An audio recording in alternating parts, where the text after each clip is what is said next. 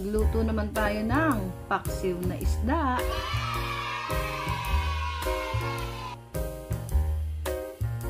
Ito ang ating mga kailangan, ating fish na hasa-hasa, garlic, onions, ginger, vinegar, salt, sugar, pepper, fish sauce, eggplant, and water.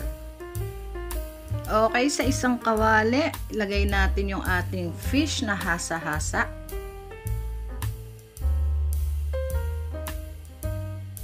Then, lagyan natin ng asin. Spread lang natin sa ating isda.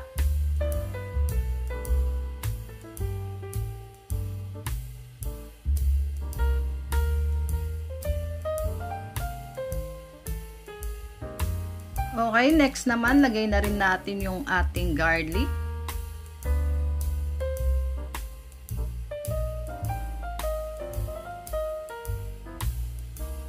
Ginger.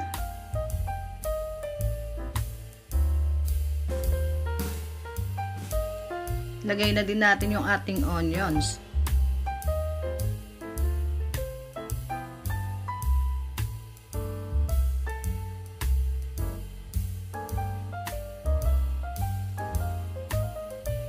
Lagay na din natin yung ating pamintang buo.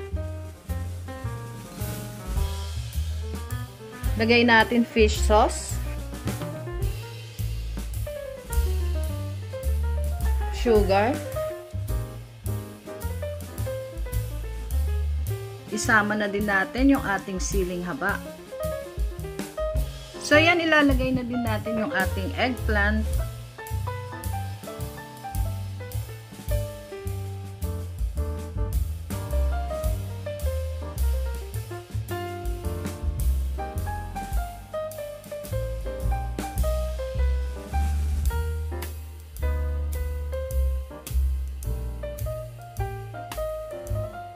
Lagay na din natin yung ating vinegar.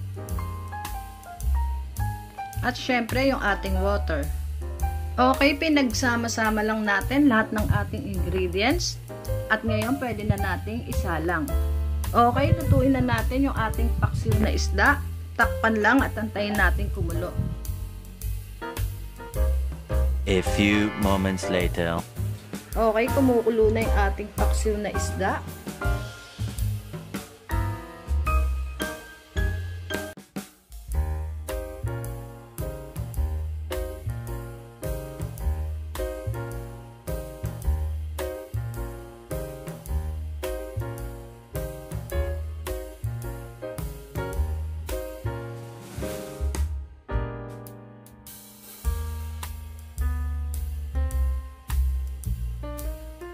A few minutes later.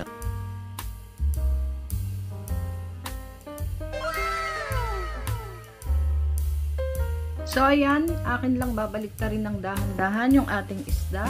Dapat ay nasa low heat lang.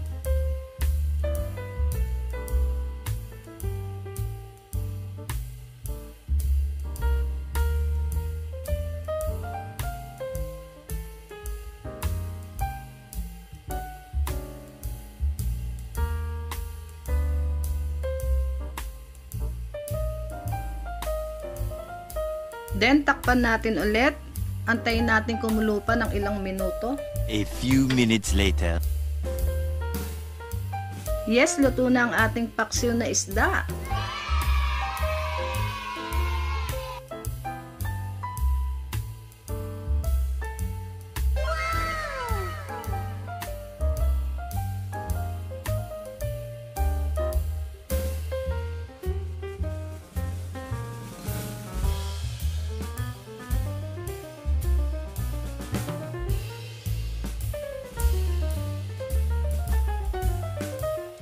Yes, ito na yung ating paksiw na isda.